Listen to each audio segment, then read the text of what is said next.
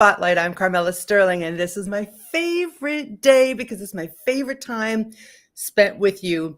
And today, oh my goodness, I couldn't wait until today. We thought yesterday was Thursday. We were so anxious. So I want to mention a couple of things to you. One, if you've signed up for the VIP audience, then you're already in the drawing. A drawing, yes, we have lots of drawings and lots of giveaways. And I'll show you what that giveaway is in just a moment. If you haven't done that, go to carmelasterling.com and do so. Wanted to mention too, if you would do me a favor, and for our guests, let us know where you're watching from, and if you're watching on Facebook or YouTube, or even after on the podcast for sure. Let me go right to this because I can't wait. Our sponsor is Perks. Ta-da! Yay, Perks!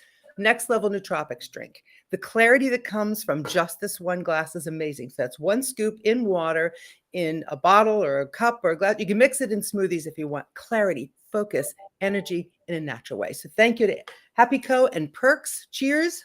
I love the stuff, and it's so beautiful as well. If you want to have double chances today, which is why I'm looking at my notes, because our producer is doing his own thing, which is wonderful.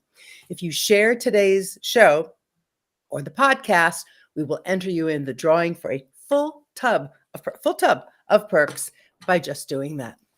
Well, it's a very special day for so many reasons. Our guest today has a very famous last name, and with that come very high expectations, which he's not only met, but exceeded. You'll be inspired and maybe even break your own business after you hear his story and how he pours into so many of us and the excitement and the real success we've had with working with him. Ladies and gentlemen, please give a warm under the spotlight welcome to Taylor Worre. Good morning. Hey, Taylor. Good morning. Good morning. How you doing? I'm so excited to be here with you today. Me too. Like a nervousness that I love, that's exciting. You just make us smile. You have really impacted our lives personally, in case people don't know. As a friend, he has done that. And I've learned so much from you already. So I know we have a lot of people joining us. Please let Taylor know where you're watching from. And if you have an aha moment along the way. We've had aha moments already this morning, haven't we, Taylor? We've had them. We have them every time we talk. That's what I love about you and Peter is you guys just make my heart so full. And we always have such inspirational moments when we spend time together. Yeah. And I know you are concerned with 20 minutes. That's really packing a lot in. But what we really want to know is you and your heart and a little bit more about you. You grew up in a very entrepreneurial environment, right? Yes. And I think for a moment, all of us in network marketing, what our kids are really like. Are they all on board? How are we inspiring them? What was the impact on you growing up with an entrepreneurial spirit in your household? For sure. It was very different. It was very different. I think that a lot of people come from households where their parents were doctors or police officers or teachers or, just kind of that job mentality, which again, nothing against it. I have a job right now, right? And so all that to say is I was just surrounded by, my dad was always around a lot. And that was just something that was really different is both of my parents were around a lot. My dad would travel a lot for work. But he was always home, like during the week and stuff like that. You would get home from school and he would be around. And so there was these really cool opportunities to share a lot more time that I saw my other friends not having as much. So, but having that, you spent more time with dad. There's a picture of you and dad. I love this picture of you with the hat on and your dad, Mr. Eric Worre.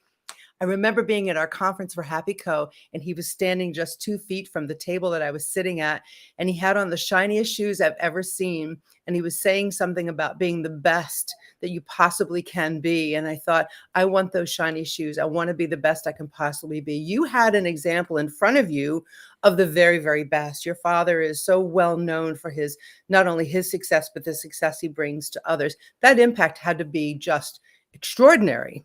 It was huge. And what I'll say is this is my father's amazing. My mother does not get as much attention. And while they are not still together, I will say that both my mother and father were together throughout my entire adolescent life until I was out of high school and out of the house. But my mother's amazing. Both of them together have entrepreneurial spirits and really raised me to kind of be my own man. I think that I was raised as many of you know, my father was very successful at a very young age. And so I was surrounded by very successful entrepreneurs. But my parents always instilled a really hard work ethic in me, where we lived in a nice neighborhood, but I was the only one at 13, 14 that was working all summer long in our neighborhood. And so things like that they just said, look, not to be too cheeky here at all, but my parents would always say, look, we're really wealthy. We're very rich. You and your siblings are poor. You're broke. You get what we give you. And so let's make sure that you understand we've worked really hard, and we want to give you the same mentality, not all of the things. And so that was really important. But did you have a plan in your head, like, when I grow up, I want to be?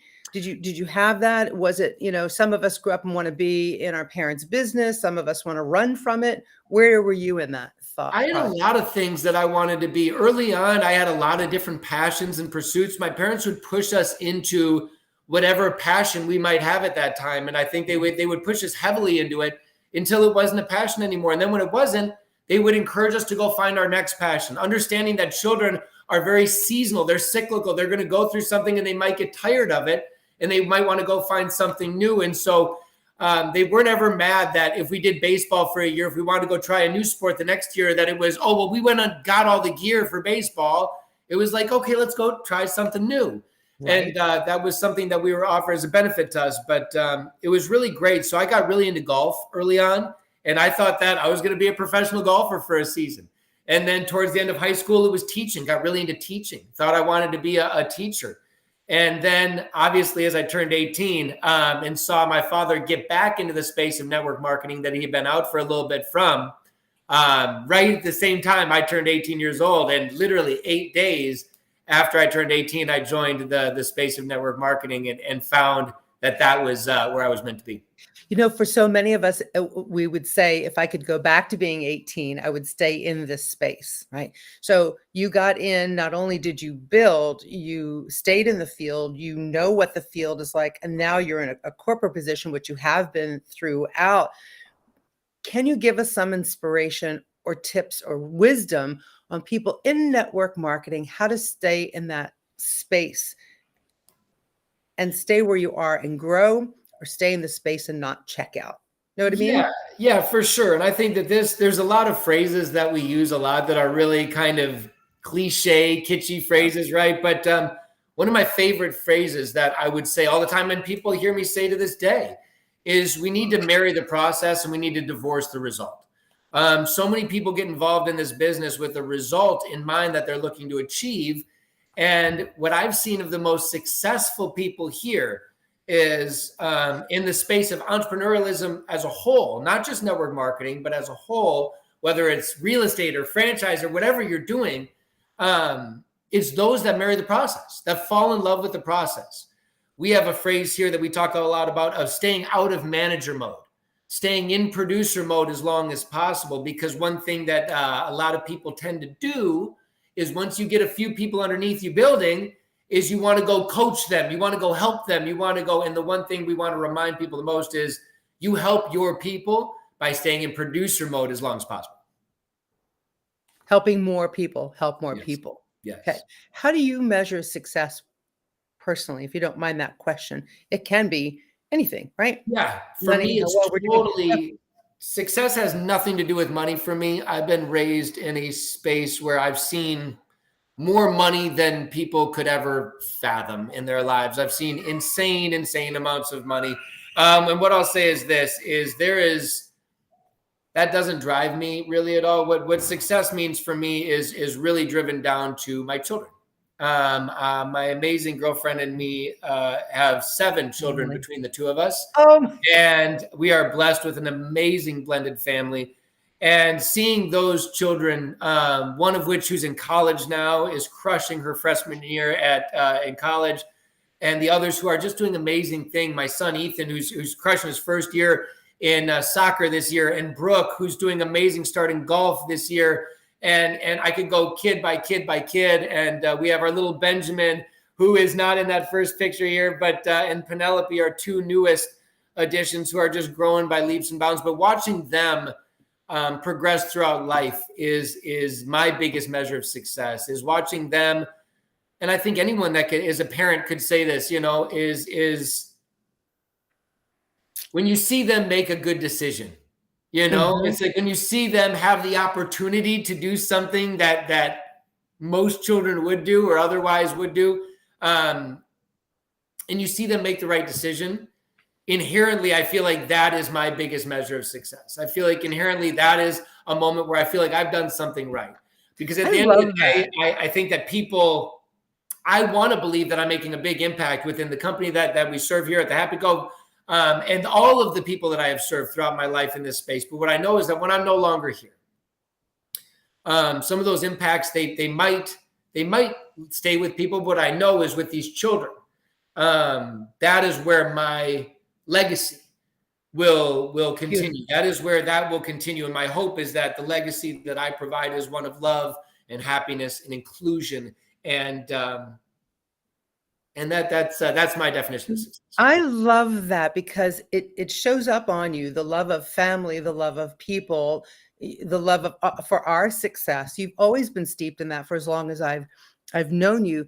You've had impact from other people in your life, like you mentioned when you and I and Peter were talking pre-show about Mhm. Jim Rohn, Yeah. like carrying you around on his shoulders. Okay, talk a little bit about those people, because I say those people, those iconic, successful, motivating people who are still in our lives today via books and memories and videos and, gosh, in the old days, tapes and things like that. Yeah. They blazed the trail. Yeah.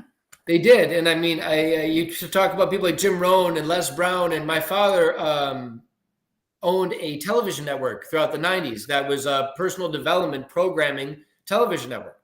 And it was called TPN, the People's Network. And it ran for about 5 or 6 years as an amazing company. But on that network was just 24 hours a day, commercial-free, positive programming. And so I got every day after school, I would be dropped off at the studio.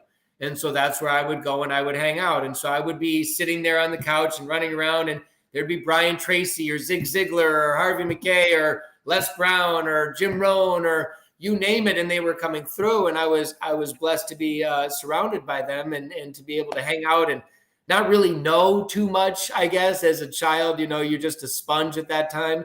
But I firmly believe that a lot of my vocabulary, a lot of my communication skills came so much from being, but it's give and take, right? Because Yeah.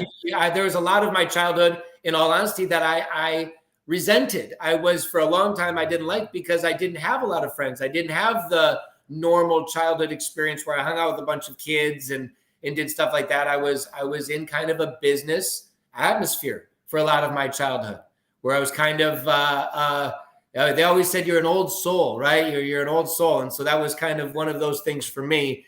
But later in life, I think all blessings, right? But now that you realize, at this age, you realize all those men who blazed a trail, including your father, had impact on you almost, by just being around them. Does that have anything to do with your belief, which you actually shared with us and have learned a big lesson from, surrounding yourself with, people, but 5 people that will have impact on you, 5 people that you have chosen that will have so much impact on you that you may change your mind about something because they've opened your eyes to it. Only a few people. How Yeah, did that come this about? was something I did a big deep dive. This is something I kind of came to on my own, honestly. I was thinking about it so much, and it was during a conversation where one of the news reports, someone was talking about Bill Gates or someone was buying up all this real estate in the United States. Someone was buying up a bunch of real estate.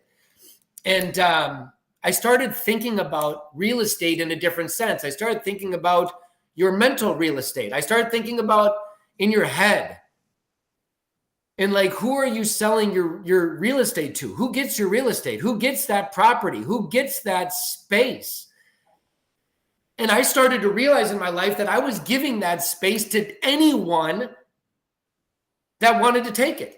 It was free to them. All they had to do was come up and say something hurtful, something that I disagreed with, something, and it would wreck me. It would stick in my brain. It would take a piece of it. Would own it in a space in my brain. And so finally, I got to the place where I said, "Look, I need to take control, and I need to regulate who I am allowing to own mental real estate within my brain." Mm. And that is what I tell people. It's the Love most that. valuable property you'll ever own is your mental real estate. And so be very, very cautious about who you give it out to. And so I said, look, and if you really think about it, every one of you that's watching this or listening to this, you have about 5 people in your life that you would really, if you really had to boil down to the people you go to for serious advice, the people that you really trust, like with your children's life, there's about 5 people in your world that you could say, those are the people that I want to give my mental real estate to. Outside of that, everyone else, it's water off a duck's back. You say something that I disagree with, God bless you. Moving on. Wow, that's powerful. Talk about protecting your mental space. That's now a tip and a tool on It's how to huge. get there, right? Yeah. Because you don't know, well, I have all these friends and they're saying all these things. That's not what's cool about what's happening today on this show is with Taylor. This is a big scope, big picture, right? He's had this great influence. He's still had his, free will to go where he wanted to go. He chose this path. He worked in the field. He's now corporate and has been for a while. He now gives back to other people by helping them have success. That's incredible. I mean, how many people do you meet that have had the influence he has had? And that's what we're after today under the spotlight is all of those rich wealth of experience that most of us don't actually have. Hey, will you author a book someday? Is that on your to-do list this week? Yeah, I've got it. I mean, it's I can give you the premise real quick. It's going to take a Yeah. long time to write, but the title of the book will be called The Day After You Die, A Guide to Living Your Best Life.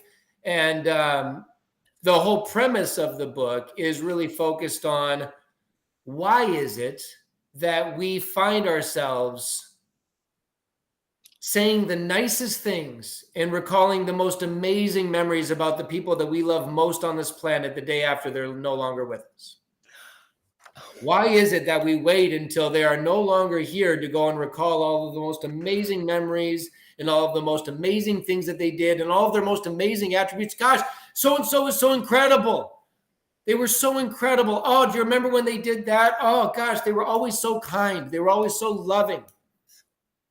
So the book is going to be focused on why we don't take a serious consideration of why we're not doing that every single day. Some exercises that I did where I took every single member of my family and I called them every month for a calendar year. Over 100 people I called every month with the intention of just telling them how much I love them, how much they mattered to me, with no intention of, hey, I need this, or hey, could you come help me watch the kids, or just wanted to call and tell you that I love you.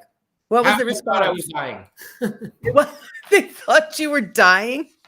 I'm so sorry, I'm laughing. But think about it. Think about if you called everyone in your life this month and just called them strictly and said, I just want to call and tell you how much I love you, how much you matter to me. If I called someone I haven't called in a long time, they'd be like, what's going on? What happened? Exactly. And so that was a big shocker to me. And so that's going to be my whole story when I get to it, when I have the time to sit down and write it, is all focused on how to live your best life now and to love on those that you love most while they're here. That would be amazing. Are you a book reader? And yes, do you have any suggestions all the for us time. if I'm you a big are? book listener with his 7 kids. I'm a big book listener on Audible. I don't get a ton of time to read. I love to read. My family are all readers. My grandpa and my dad. My grandfather to this day reads a book a day. He reads 1 book every single day. He reads all the time. He's always reading. He's unbelievable.